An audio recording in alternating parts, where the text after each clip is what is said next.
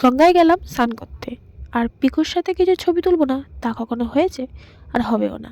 তাই পিকুর সাথে চটপট কিছু ছবি তুলে নিলাম। অবশ্যই জানিও কোন ছবিটা ভালো হয়েছে, আর সেই জন্য তোমাদের সাথে শেয়ার করতেও ভুলিনি। তো তারপর আমি কাজে গেছিলাম, কাজ থেকে বাড়ি আসলাম ঝটপট।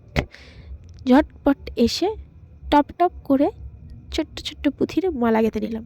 কিসের মালা? আজকে শিবরাত্রি, সেই জন্য আকন্দ ফুলের মালা। এইগুলো অবশ্য কিনে আনা নয়, কারণ লোকের কাছ থেকে চুরি করে আনা। তো চলো, এখন মালা গাঁথা হয়ে গেছে, তো রেডি হয়ে নিই। দেখো আমি রেডি হয়ে গেছি, লাল আর সাদা। তো নাচানাচি করছি। তো চলো পুজো দিয়ে আসা যাক। এই হচ্ছে বাবা মহাদেব, হর হর মহাদেব।